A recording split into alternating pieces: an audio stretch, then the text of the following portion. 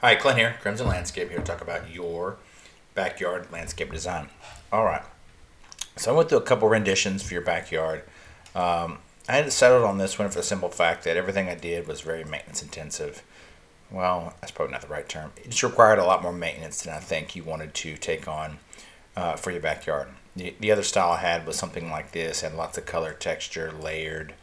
Um, it's just from a weed control, easy to maintain. I just said I don't think that's what they're going for. Also, it doesn't appear you use your backyard a lot for entertainment. So I just went with a little more simpler look with this gravel around it, boxing in this space. Add the variegated laripe here. This could be mondo grass, variegated laripe like I had, big blue laripe, or like a jasmine. We could put shrubs in here, but I probably wouldn't. Or we could do ferns like holly ferns or wood ferns would work as well. Just a mass planting. Something really, really easy to maintain. Then this gravel everywhere else. The beauty of this gravel, it's a Black Star gravel. It's about a 5/8 inch. It really won't hurt the dog's feet, and it stays in place quite well when you blow leaves out of it. So it's a good option. Plus, it kind of you see how it kind of outlines and makes everything a little bit bigger. So the problem with as much greenery as you had now and how tall the growth is and everything, it really made the backyard space look a little bit smaller. So the intent is to make the backyard space look bigger. So that's what I think this landscape does. I added some hostas over here, as well as right here added some Burford hollies just to clean up the shrub. We could do whatever gravel we do here. I would do the main gravel over here. This is a bit more expensive gravel. We can go with a brown gravel if you want a round gravel, like a roundish. But this stuff's a little bit more jagged. But it's gray, and the gray tones match your patio. Lastly, with this one is just it's easy to put sprinklers around this box this in, and put sprinklers over here. It's an easy way to delineate in this design, so we don't have to spend a whole lot of extra money on fancy irrigation system. So I hope that makes sense.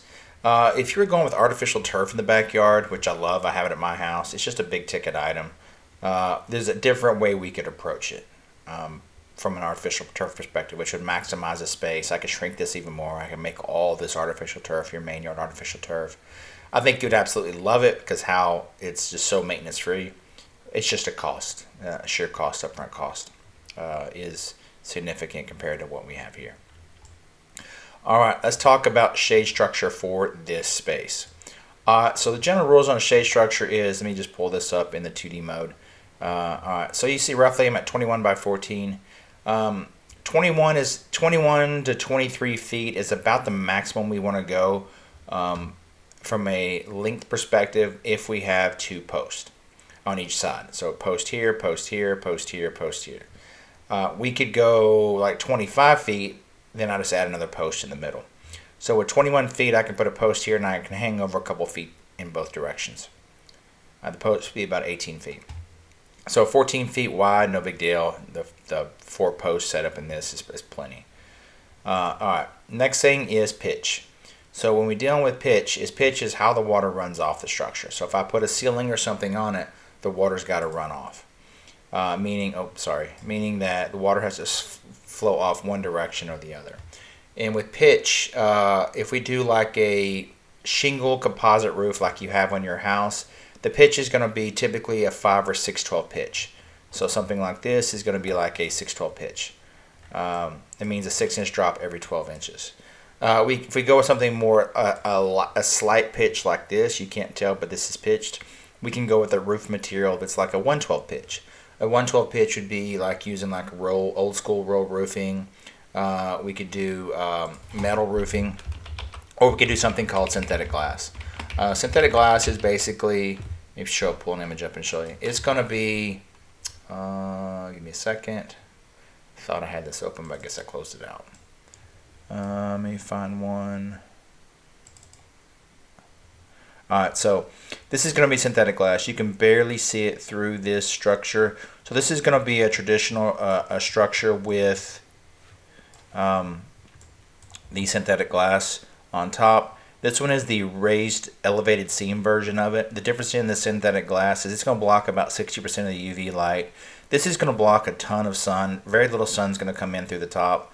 So this would meet the intent of what you're trying to accomplish if you're just trying to block the sun.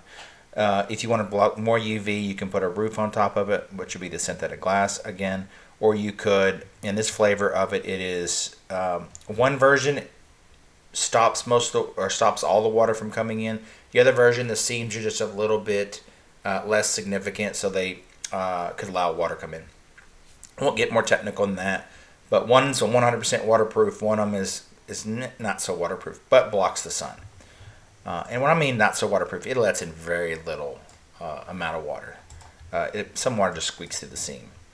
All right, let me put this down in place. We could go with something like this, which would be this is just here for reference. This is a gable or a hip style roof. Then over here, this is a gable style roof, depending on which flavor you like better. This would be an open gable style roof, which is not ideal for yours. An open face gable style would let sun in from the south, and I think your intent is to block all the sun. So that's why I have it as a hip on this side, and that's what a hip roof looks like. With the hip roof, you're going to get, you're not going to have a vaulted ceiling if the vaulted ceiling is important to you. If we go with a gable style, we could do a vaulted ceiling. We could do a gable style vaulted ceiling that's painted as well. So here's an example of one that would be, this would be a hip style roof with a flat ceiling. It's painted. You can't tell it's a hip roof, but this is believe it's a hip roof. Yeah, this is a hip roof. All right, I got one more example for you. So that's the vaulted ceiling look. That's what it looks like. This is a big seller. We sell a lot of these. I thought I had one in here that's painted.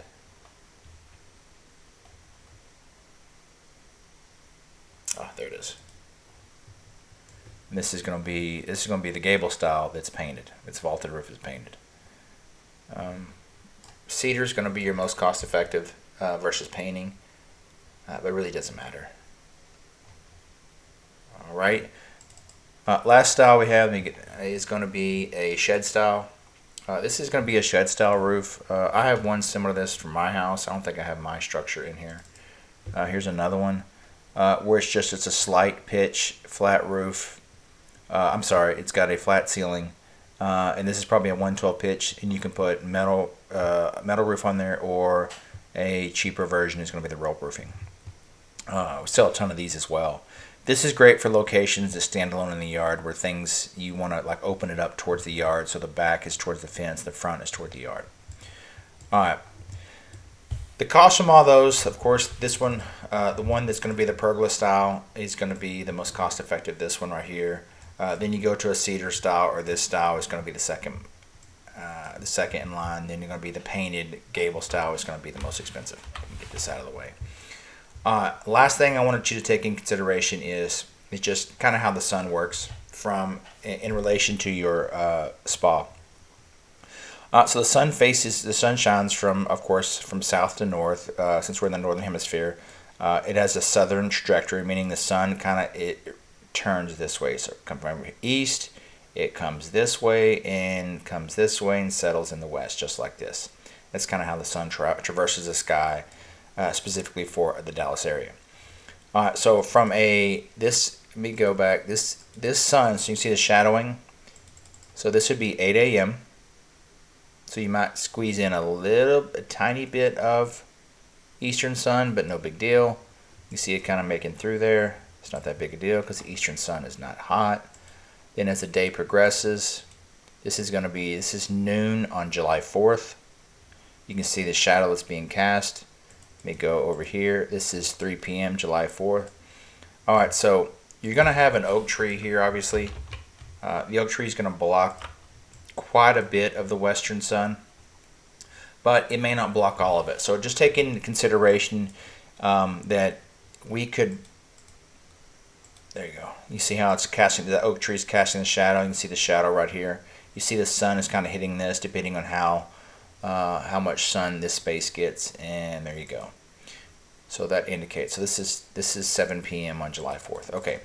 The reason I'm showing you all these little detailed nuances is if you go out tonight and you look at the spa around 4 p.m. or 5 p.m. and you see sun making it past the tree and hitting the spa, putting a shade structure on top of that is not going to do anything. It's not going to meet your intent. What would meet your intent at that point is I have to make the shade structure bigger on this side. So we'd make it wider on the side that faces the sun, and that would cast a larger shadow and put a shadow over what you're trying to accomplish over the spa. So that's the only reason I went through this whole process of explaining it. All right. This is a long video, I know it is. Let me stop there so you can digest all this information, provide feedback of which direction you will go and how you want to proceed. If you're a first-time guest checking out one of our videos, you can reach out to us and you have questions at crimsonlandscape.com.